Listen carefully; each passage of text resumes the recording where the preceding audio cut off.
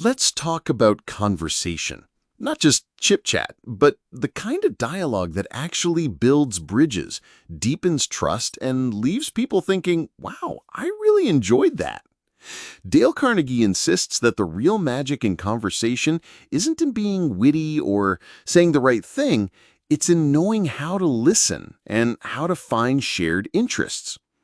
Let's be honest. Most people like to talk about themselves. It's human. If you give people the space to share their stories, their challenges, or even just what's on their mind, they walk away from the interaction feeling heard and appreciated. Carnegie says that being a good conversationalist isn't about always having the best anecdotes or clever replies. It's about giving the other person your full attention. When you listen, really listen, you're telling them, you matter to me. Carnegie gives us plenty of real-life stories. There's the neighbor who became the heart of his community, not by being the loudest or most entertaining, but by making a habit of asking questions and listening more than he talked. He found out what people cared about, he remembered details, and as a result, people trusted him. They opened up. That's the heart of influence. It starts with genuine interest. Finding shared interests is the other secret ingredient. When you pick up on what excites someone, maybe it's a favorite sport, a passion project, a book they're reading, call it out, bring it into the conversation.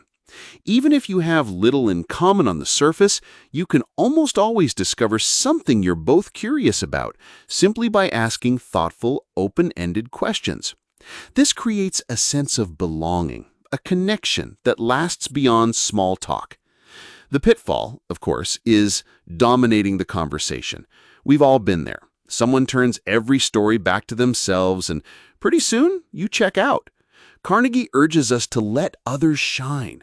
Be generous with your curiosity. Celebrate their wins. Ask about their interests.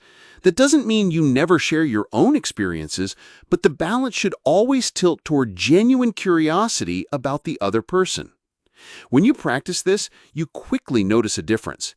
People remember you as someone who makes them feel important. You build rapport, you earn trust, and over time, you create a network of meaningful connections.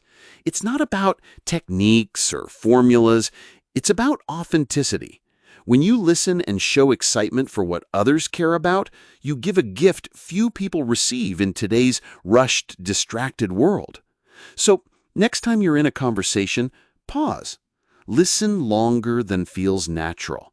Ask about what matters to them. When you find a shared spark, run with it. This is how ordinary interactions become the building blocks of extraordinary relationships.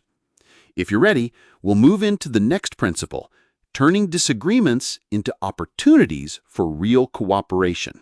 Shall we keep going?